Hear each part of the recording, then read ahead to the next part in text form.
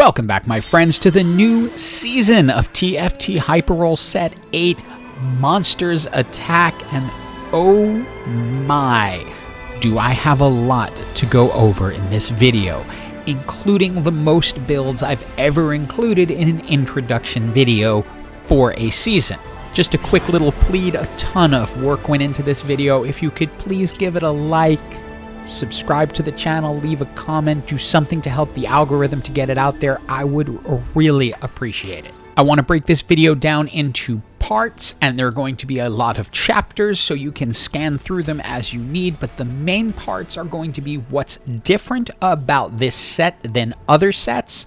Then we're going to get into some builds that I think you can force, and then a bunch of other builds I think you should know because you might get the right augment, champion, or item that fits it perfectly. Remember, these are for hyperroll and all from the PBE, so subject to change on the live server. So let's now get into it. What is different about this season? The biggest change that they've made is that while there are still augments, there is the chance, and it's only the chance, it's not guaranteed every single round, that you will get hero augments. Hero augments, as you can imagine from the name, apply to a specific hero and go into effect when they are in the field of play. They may apply just to that specific hero, or they may apply to the entire team. It depends on the augment. And I'll tell you right now, they can make or break your entire game. Now let's freeze right here and you can get an idea of what I'm talking about. You can get an Alistair and he receives 10 mana per second and his ability hits all enemies within 1 hex. Or you can get a Rammus, which is when he's struck by attack, he deals magic damage back. Or you can get a Riven, and she will grant herself and adjacent allies a shield for 10 seconds equals to 35% of their health. Now this is all from the PBE, so it's subject to change when it goes live, but in general, most champions have a support augment and a carry augment. And when you get it, depends on what level champion. So you might get a hero augment for a 1 cost, or a 2 cost, or a 3 cost, 4 cost, all the way up to 5.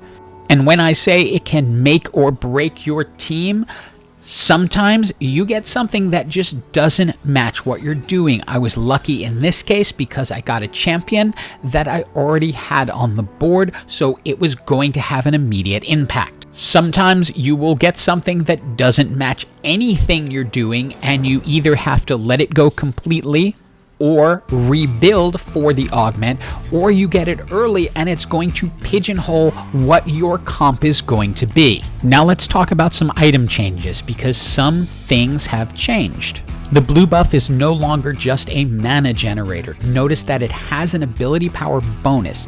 It does give you 10 starting mana and gives you 10 less mana to cast, but will only give you additional mana if you take down a target within 3 seconds of casting. Similarly, Spear of Sojin has changed as well. It now gives you 15 ability power, and every third attack restores an additional 20 mana. Jeweled Gauntlet and Infinity Edge have also underwent some changes. Infinity Edge now only increases your critical strike chance by 15%, but allows your abilities to critically strike. Jeweled Gauntlet gives you 15 ability power and 15 critical strike chance, and also allows your abilities to critically strike. The new item for this season is Guardbreaker, which will give you 20% bonus attack damage, 20 ability power. But the key to it is that if you happen to be facing a team with a lot of shielded champions, it can be used because it will do 30% more damage after attacking a shielded enemy. As you can imagine, it's very, very situational. This final change I want to highlight comes with both the change and a little bit of a warning. The late game NPCs are not going to drop a specific item, but instead a chest or anvil that you can craft the item from. If you grab that before you're offered your next item, you might see this glitch. It doesn't happen all the time, but it happens enough and was still happening as of the last patch. you are stuck at this point. You can't sell champions, you can't roll. It is offering you an item in the background that you are not going to get a choice of. It's going to randomly pick for you. So get your next item before you open the chest. Also along those lines, make sure you have room on your bench for the chest or it won't let you pick it up.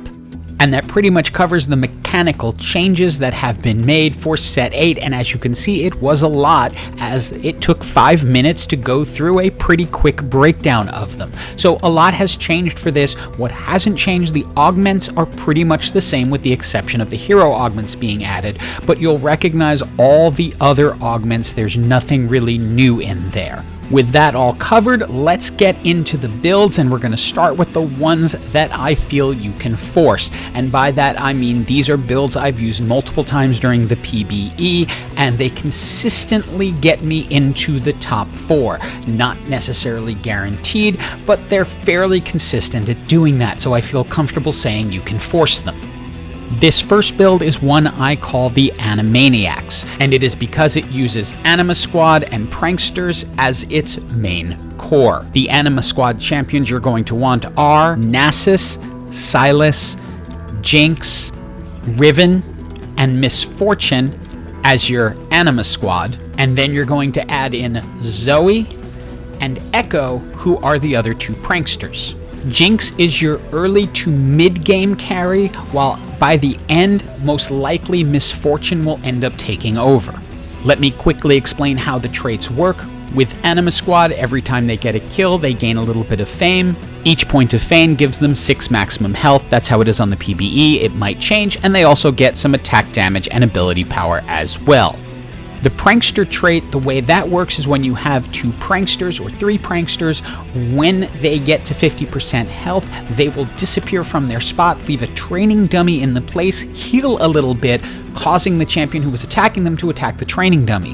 When you have 3 Pranksters on the board, then that training dummy, when destroyed, will stun the champion who destroyed it. So it's a pretty effective trait at controlling the board. I usually like to add a mascot into the batch, which can start off with Galio and then move up to Alistair once you find him. They are effective because when they get knocked out, they will continue to heal a percentage health of the team.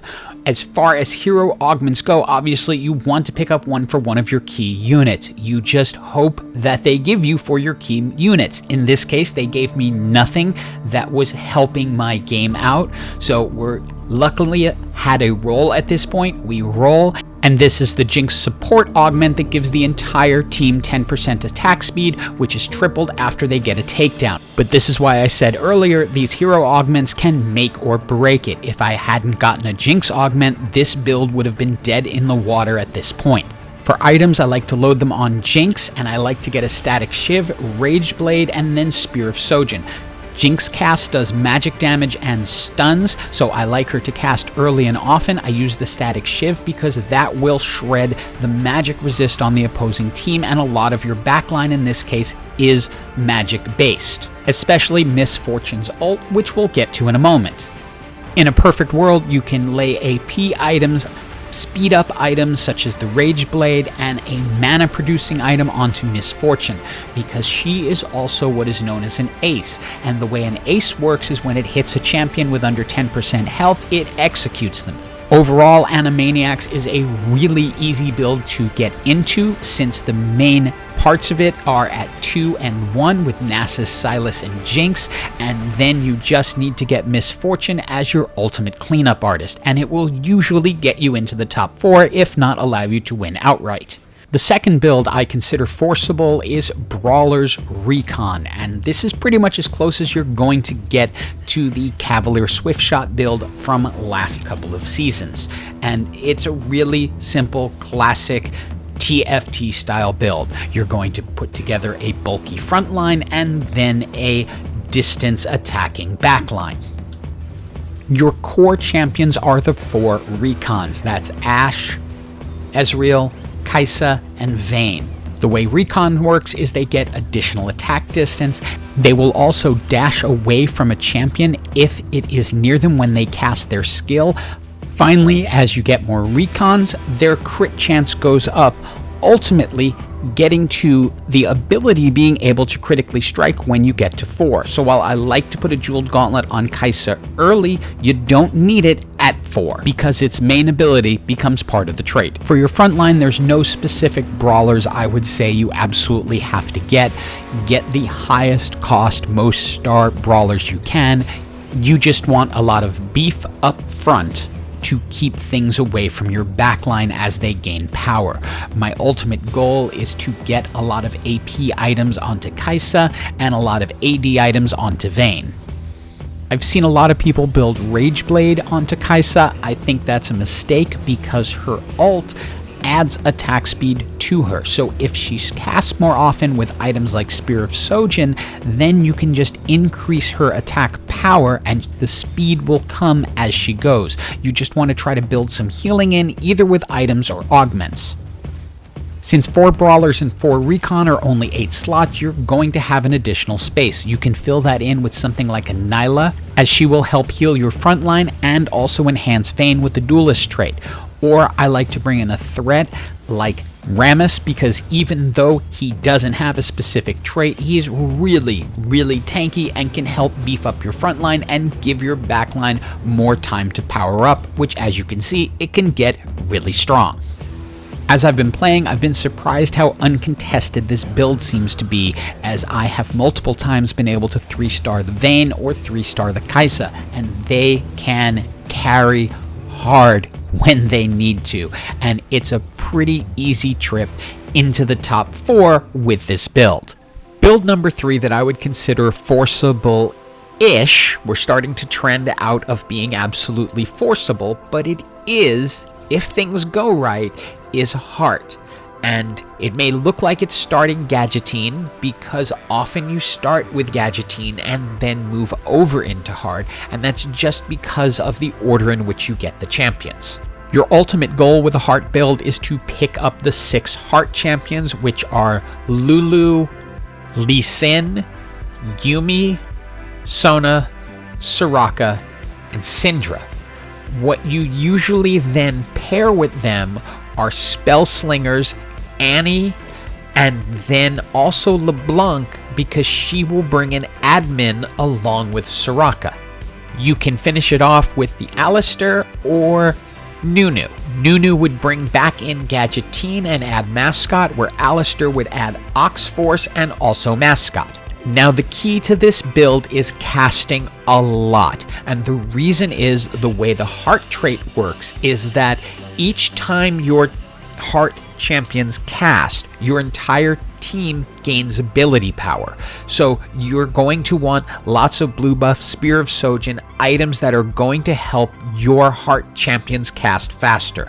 Your ultimate carry is going to be Soraka, so you're going to use either LeBlanc or Lulu as item holders for Soraka items. The Soraka items are blue buff, Hextech Gunblade, and then either I like to go with a second Hextech Gunblade, or you can go with a Jeweled Gauntlet or Rabadon's Death Cap. But the other super important part of this build is Annie. She is your tank, and you want 3 tank items on her. Warmog's Dragon's Claw, Titan's Resolve, Bramble Vest. Just get 3 tank items and put them on Annie. She is going to hold in for a long, long time, and the longer the match goes, the stronger your team gets. So here's a for example of a later game build. Notice we've got the Soraka with the blue buff and a couple of Hextech Gunblades. We've loaded up Annie with tank items. She has the Ornn item and the Dragon's Claw and a Sunfire Cape. And then we have Nunu, who's just going to walk around with a Quicksilver and a Sunfire Cape as well to keep things on fire. Notice the match lasts a long time because Annie she doesn't like losing health, and her shield will just keep her up. As it goes on, your team is getting stronger and stronger and stronger, and that will carry you fairly consistently into the top 4. The one big risk with Heart is it absolutely relies on a 5 cost in order to win. If you don't get Syndra, you are not going to get a victory. You will still make it into the top 4 because if you watch Soraka and Sona, in this match, they are going to keep cross-healing each other and keeping one another up. Notice Soraka goes down to almost nothing and then will be back to full pretty quickly, and that is the cross-healing between them. It helps keep the entire team up and make them stronger and keep you in matches. A final word on Heart before moving on to our next build. I'd be a little bit careful going into it because it is highly competitive. I usually see 2 to 3 people in each lobby playing it. It can come down to Heart versus Heart in the end, but it does require a lot.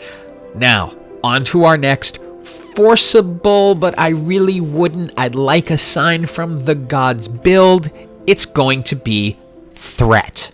Something very unique in this season is that they have these threat champions, which are champions with no other traits. So all they are is really strong for what they are. Now you could try to force this by building items that will work great with the threat champions, and we'll go through that in a moment.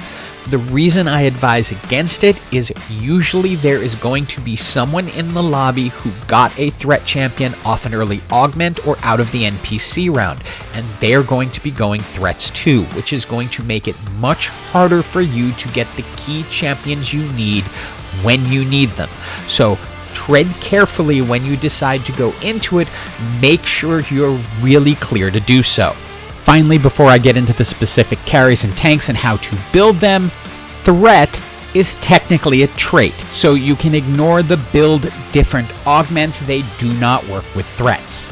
Your main 2 carries for threats are going to be Belveth and Aurelion Sol. Aurelion Sol is an AP build and Belveth is an AD build. If you can do both, that's great, and Rammus is going to get all your tank items. The key items for Belveth are Rapid Fire Cannon, then a damage enhancer like an Infinity Edge or something like that, then either a tank item like a Titan's Resolve or a healing item like a Bloodthirster. For Aurelion Sol, you want to go with something like a Spear of Sojin for mana, Rabadon's Deathcock for power, or Jeweled Gauntlet, and then a Hextech Gunblade. I find it really useful to help keep the team healed as it goes along. One of the big risks you run with threats is stuff like this. There are hero augments for threats, but you don't always get them even when you're running almost all threats. At this point, you either have to throw it out the window or grab something that will help your team overall and field them and really hope that it doesn't impact you too much. In this case, I end up getting Vi just because it's giving some bonus health. I've seen a lot of people put a Rage Blade on Belveth. That is a waste because, much like with Kaisa, her ult is going to give her attack speed. So the Rapid Fire Cannon works much better. Sometimes you get it, sometimes you don't. When you bring in Urgot, a great item is going to be Static Shiv because he attacks so often, and a great item for Fiddle is the Morellonomicon because it'll set everything on fire that he's already draining.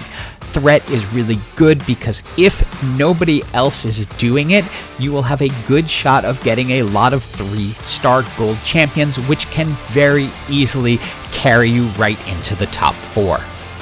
Threat has become one of my favorite builds to either start off from or pivot into if I get the chance. The key would be getting an early Belveth or Aurelion Sol that I know I can then build the team around. Those are going to be the key. If you can't get the Rapid Fire Cannon, obviously something like Runan's Hurricane will work. The key is essentially damage, power, healing, and it will help you succeed. And just to finish up on threats before moving on to our next build, they make great fill-ins in pretty much any build. When you are missing a champ that is required, you can usually fill it in with a threat until you can find the champ that you want.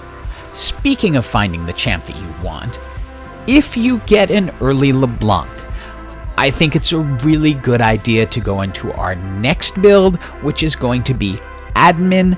Spellslingers. Annie is also an important part of any Spellslinger build. Just like with the Heart build, she is going to be the tank.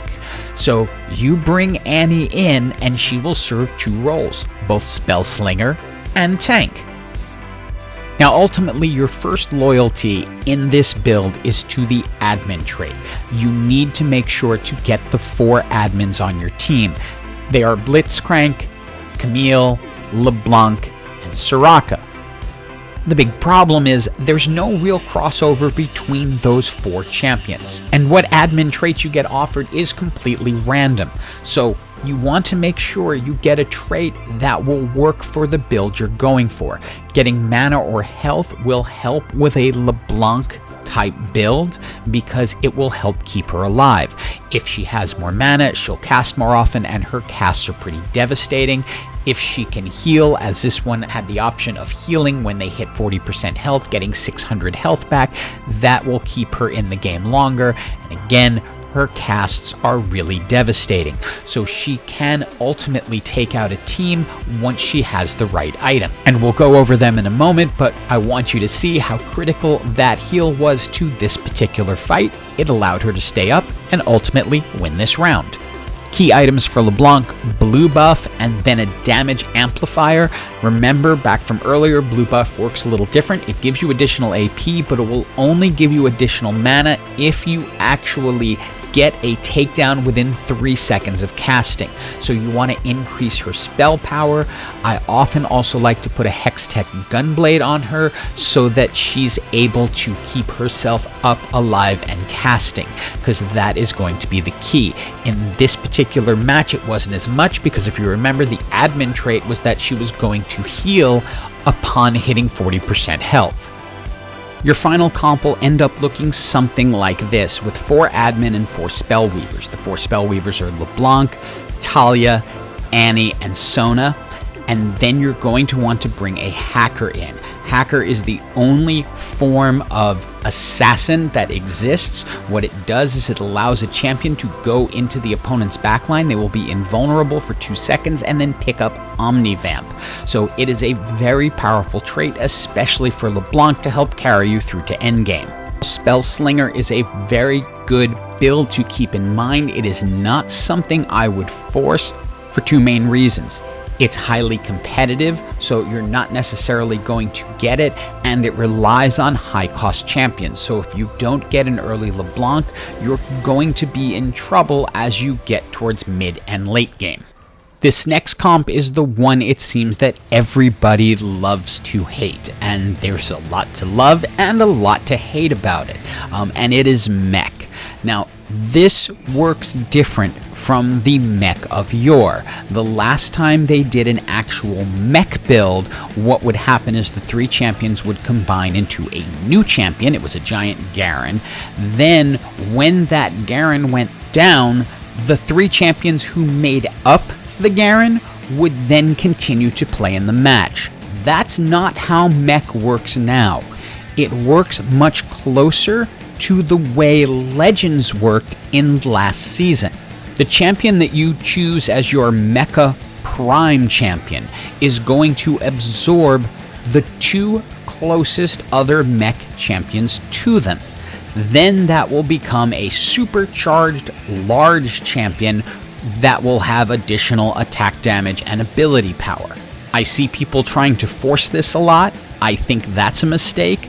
I also see people creating the Mech very early in the match when they still have only 1-star champions. I think that is a mistake. I believe the champions are fairly strong as they are, strong enough to carry themselves until you have 2 stars. Because once you create a Mecha Prime champion, you are committed to having a Mecha Prime champion. You can't take it back and say, no, I'd rather have the 3 individual champions on the board. No, you're going to just now have 1 where 3 used to be. And while that 1 may be really big, if they're not starting off in 2-star silver condition, they're going to have a lot of trouble. The 2 main champions that people use to create the Mech are either Jax or Draven. Jax items are exactly what you see here: Rageblade, Titan's Resolve, Bloodthirster. You can also go Rapid Fire Cannon instead of either Rageblade or Titan's Resolve. We'll get to Draven in a moment. But no matter which one you use, I find it most effective to create a Brawler front line, possibly with defender as well, since Set is a defender. This will help keep your front line strong and allow your mech to be really powerful. To me, the ideal Draven items are Rageblade, Infinity Edge, and Bloodthirster. It gives you power, it gives you the ability to speed up his attack, and it gives you a little bit of healing. The key here is Draven is an ace also, and remember, as I mentioned with Misfortune, that means he will execute anything under 10% health, so he has a really good chance of just finishing off the opposing team for you. Mech is very fun to play, but I implore you, do not try and force it. It's popular, so there's a lot of competition to it. Also, if you do decide to play it, please try and hold putting the mech out until you get your champ to 2 stars, or until you have 5 mechs. That works too. As long as you're winning, don't commit into having a mech on your team, because you're going to lose 2 teammates to do it. And along with my plea of not forcing things, I'd be remiss if I didn't show you this next build, but ask you not to force it. And that's the build known as Sureshots. As you can probably guess, this involves using the Sureshot champions, which are Sivir, Senna, Samira, and Aphelios, and the reason I say not to force it is because Samira is going to be your carry, and she is a 4 cost, and the build will not come together unless you get Aphelios, which is a 5 cost. So it's a risky build, but when it all comes together, it works really, really well, because the way the Sureshot champions work is they gain attack damage for every few seconds throughout the entire match. So if you get a strong Samira and you have her in the back line with a good front line that's going to involve mascots and potentially threats, you're going to win. What you want to do is use Sivir as your item holder for Rageblade, Infinity Edge, and Last Whisperer. Make sure you get a second Sivir as a backup so you can transfer items over to Samira as soon as you get her, because with those items, she will be very hard to stop. All your tank items go onto Alistar. Now, what makes this build really work is if you can get healing augments, that would be great, but you don't need them, and that's because Sivir actually heals with her ult, as well as Alistar with his ult. So there's healing built in, plus the mascots will help heal your team just a little bit, but Samira can take things down so quickly it doesn't necessarily matter. Fill in whatever you need with threats. That will help make your front line even stronger using Cho, Rammus. I love to bring in Fiddle at the end, but you will see just how strong this build is once the 4 Sureshots are together. They're going to be gaining attack damage throughout, and Samira is just so strong with her ult that she will clear a team out completely with a huge amount of damage. Our next few builds are ones I don't believe you should force, and start with a little bit of a riddle. The riddle would be, who are 3 champions who have almost nothing in common except for a trait that helps boost the rest of the team? The answer is Supers, and it's made up of Gangplank, Lee Sin, and Malphite. The way the trait works is really interesting. Your team, when you have all 3 of them, gets a 20% damage bonus, and then an additional 5% damage bonus for each 3-star champion. It's decent in ranked because you can econ to it. It's more difficult in hyperroll. I would not attempt this unless you have clear signs early that you think you're going to be able to get gold 3-star champions. For example, in this game, I had a lot of Renekton, so I thought I was going to be able to get it to gold, so I edged over into supers. You want to be really careful with it though, because if you don't get the golds, it's not going to help out as much. Generally, you revolve the comp around 1-star carries. If you're using Ashe, you want items like this, Rageblade and Runan's Hurricane, and then either Last Whisper, or in this case, I got lucky and got a Black Cleaver. That gave her a lot of power. She gets additional power because she's a gold 3-star, so everyone on the team is getting a 25% damage boost. Another way to go with supers is the Critplank build. Since Gangplank is a super, it works a little bit well with that, but you need to get him to 3 stars, and there's some competition for this build. You'd want to fill in with duelists and get key items on Gangplank, Jeweled Gauntlet, blue buff, and a healing item so he can stay alive. But he will do a ton of damage, and this build will, if you get the 3-star Gangplank, almost guaranteed get you into the top 4, but it is hard to win because it falls off at the very end. Now, this penultimate build I'm going to show you is one people who have been playing on the PBE are probably wondering, how could you be ignoring this because it's so common? Well, that's kind of why. Yes, it's very easy to do the Laser Corp. Ashe is a 1 cost, Renekton's a 1 cost, Yasuo is a 2 cost, so you have a good chance of getting into your first round with 3 Laser Corps already in place. There are various ways to ultimately tilt into the endgame of lasers, which is either Brawlers, because you can bring in Sejuani, or Duelists, because Yasuo is a duelist. Key with Yasuo, though, is if you decide to use him as one of your carries, he is an AP champion. His ult here is entirely based off magic, so Jeweled Gauntlet is the type of item you want for him. If you decide to go for the reach goal of 9 lasers, you are going to need 2 laser augments or a laser heart because there are only 7 laser corps in the game. It is very effective when you get up to 9. I would strongly suggest using Vayne as your additional laser corp because it will also create duelist along with Yasuo, making it very, very strong. But again, there's a reason this build is all the way back here in the video and not up front with the easily forceable builds. What I have found is that multiple people go laser, and there isn't room in the top 4 for multiple laser corps. So if you get pushed out, you're probably going to get pushed out between 5 and 8 rather than within the top 4. The builds I showed early on, even if there are multiples of them, will often end up in the top 4. And finally, I feel like nothing would be complete with this season without going over this one final very, very, very situational build, and that is Nasus stacks.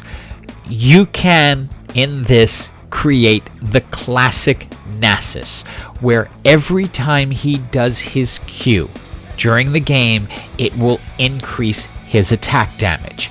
If you get the opportunity, it will only come if you happen to get the Nasus hero augment in that first set of augments. If you get it, grab it. Hopefully you are able to get the Nasus and then have fun with it.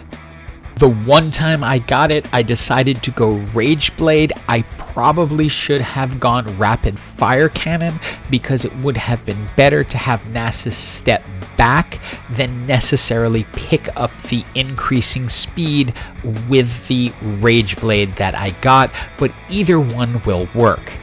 This build is really fun to try, and with the right items, you can get him up to 7, 8, 900 attack damage so that he's essentially one-shotting people with his Q. You'll see it against this Yasuo right here, but I highly recommend doing it if you get the chance. Okay, I know this is a long and involved video with a lot of information. This set in particular I felt needed a lot more than the usual 3, 4, or even 5 builds that I'd put out because there are so many different circumstances with the hero augments and whatnot that people needed to know. I'm going to be putting out videos going over in detail almost all of the builds I went over today over the next week or so, and then can get to what's going on in the live server, since this is all from the PBE and subject to change. Hope you enjoyed the video and have an absolutely awesome day.